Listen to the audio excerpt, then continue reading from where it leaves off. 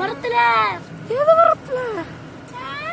தேங்காய் மரத்துல. எப்படி ஆடுறீங்க மரத்துல?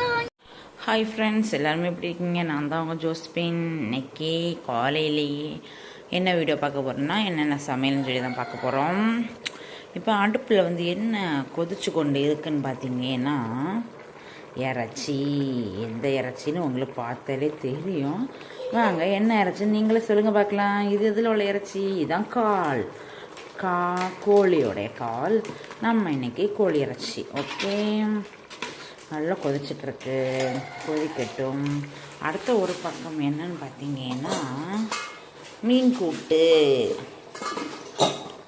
அடுத்தது பப்படம், மோர் மிளகாய், வீட்டிலே பொரிச்சதெல்லாம் மோர் மிளகாய், பொரிச்ச மீன், சோறு, கவிட்டுக்கிழங்கு, எல்லாமே இன்னைக்கு எங்கள் வீட்டில் ஸ்பெஷல்.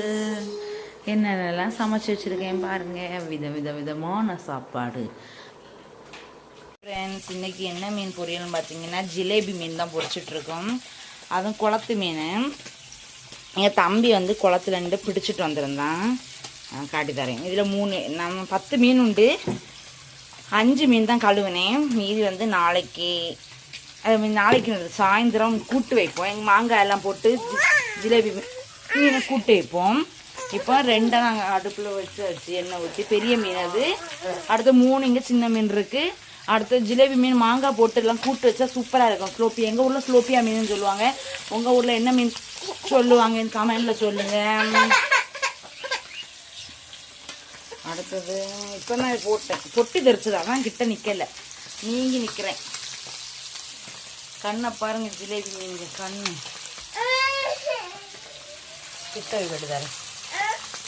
மசாலா எல்லாம் தடவுனது நான் தான். எப்படி இருக்குன்னு தெரில, சூப்பராக இருக்கும். சாப்பிட்டு பார்க்கலாம் எப்படி இருக்குன்னு. ஜிலேபி மீன் சாப்பிட்டு நிறைய நாள் ஆச்சு. எங்கள் தம்பி எங்கேருந்து கொண்டு வந்தாங்க தெரில. எங்கள் வீட்டுக்கிட்ட கிடையாது, குளத்துல எல்லாமே ஜிலேபி மீன் கிடையாது. இந்த விராலு மீன் அப்படி தான் உண்டு. எங்கள் தம்பி எங்கேண்டோ நேற்று கொண்டு வந்திருக்கான்.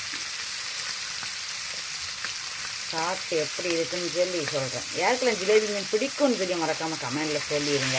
ஓகேவா? மறைச்சி போட்டாச்சு. நல்லா கலந்து வேவட்டு நல்லா வெந்த பிறகு எடுத்துக்கிட்டு அடுத்து இந்த மீனை போடலாம்.